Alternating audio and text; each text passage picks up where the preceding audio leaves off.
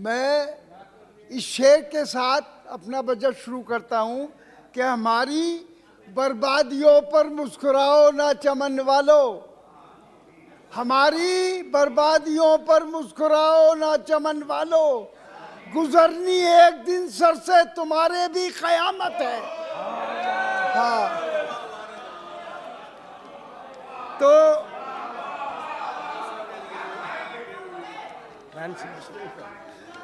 तो ये general budget जो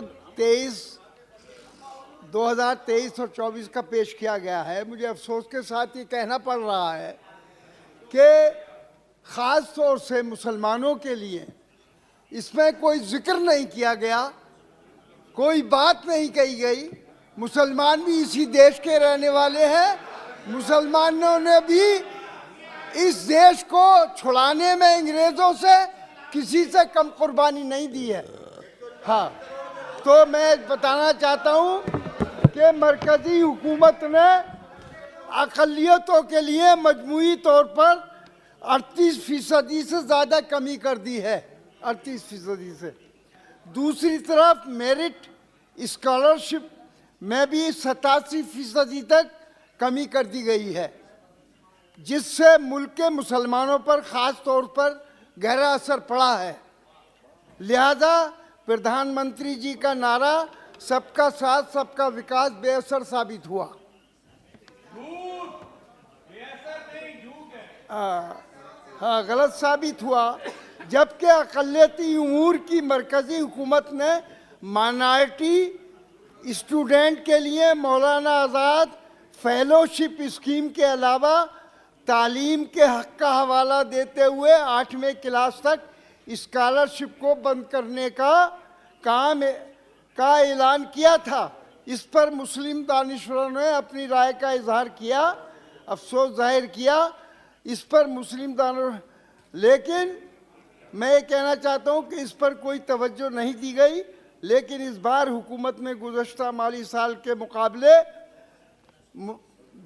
सन 23-24 के लिए अक़लियती उमूर की वजारत के लिए बजट की रकम को 38% कम कर दिया गया है।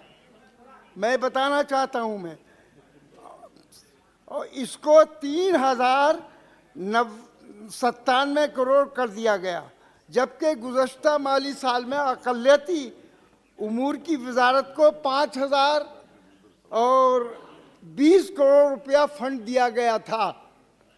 लेकिन नज़र सानी करने के बाद इस साल 2612 करोड़ कर दिया गया, यानी अक़लियतों के लिए बिलखुसूस मुस्लिम अक़लियतों के लिए फ़ंड में इजाफ़ा करने की बजाय बेहद कमी कर दी गई है। मुझे अफसोस है, अफसोस के साथ ये जाहिर करना पड़ रहा है कि ये देश हमारा भी है, मुसलमानों का भी है। मुसलमानों ने कुर्बानी इस देश के लिए दी है और देंगे इंशाअल्लाह। अगर खुदा न ख्वास्ता कोई वक्त आया तो मुसलमान किसी से पीछे नहीं रहेगा। तो दोस्तों, इन हालात में मुसलमानों को इग्नोर करना और उसका कोई जिक्र नहीं करना, ये बहुत ही अफसोसनाक बात है। इससे नफ़रत झलकती है, नफ़रत की पॉलिसी, हिंदू मुस्लिम पॉलिसी झलकती है इस बात से कि मुसलमानों को ख़ास तौर से नज़रअंदाज किया जा रहा है। तो इस बात को हम बर्दाश्त नहीं करेंगे।